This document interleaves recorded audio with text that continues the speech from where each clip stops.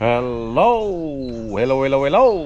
Magandang araw at magandang buhay at panibagong vlog na naman si Bonsai Tanglong po. So, may problema tayo dito. Update lang tayo sa nangyayari sa aking puno. Okay? So, nakita nyo dito, unti-unti na siyang namamatay. Yan o. Pero dito sa baba is green na green. So, malaki yung kanyang pagkakaiba sa kanyang dahon. Yan. So unti-unti siyang namatay. Maaaring napasukan ito ng borer. Okay, yung insekto na kumakain sa puno. Yan. So nakita nyo na. Wala na siyang ulo. Agoy ang ulo na dali. Okay? So paano natin matatawag na bonsai ito kung wala siyang ulo? So malaking problema ito na ating hinaharap ngayon. Yan. Okay? Nakita nyo? So pati ito patay na. Pero dito nakita nyo sa kabila, mga iba niyang sanga ay green na green. So may sibol pa nga nung ginupitan natin. Yan. Pati dito sa baba green na green. So maganda naman yung kanyang extension pot. Kita nyo naman Yan. Naka extension pot siya. Pero nadali pa rin yung ulo ng ating halaman dahil doon sa borer. So pagdating ng araw mawawala lahat ito. Okay? Pero gagawan natin ng paraan ng kung ano yung dapat nating gawin dito kasi sayang naman ito.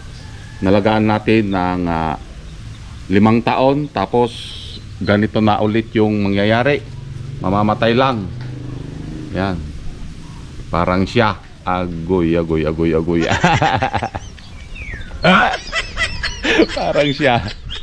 Nalagaan mo ng pagkatagal-tagal na panahon, mamamatay lang. Parang siya. Patay na siya sa iba.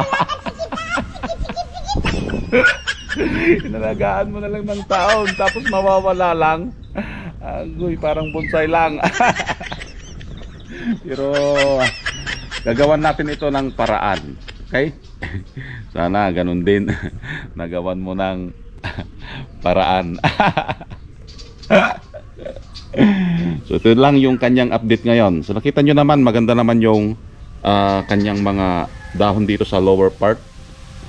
Ayan So nakita nyo light green nga So maganda yan. Isa yan sa sinyalis na healthy yung mga sanga. Pero dito yellow na. Natutuyo na. So unti-unti na siyang namatay. So pinaka-importante pa naman sa atin yung ulo. Agoy.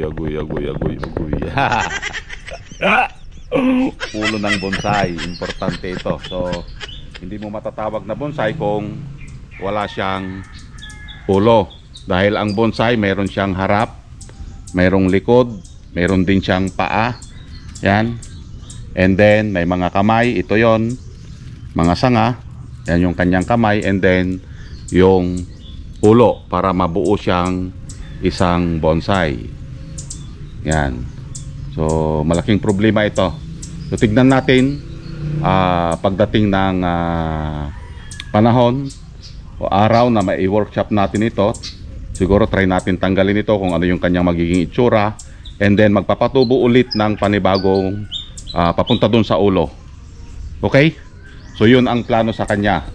So dapat ang artist dapat alam yung gagawin kapag nagkaroon ng problema ang ating halaman. So pera na, naging bato pa. Okay? Pero ganun talaga ang bonsai. Parang pag-ibig mo, walang forever. Parang dito.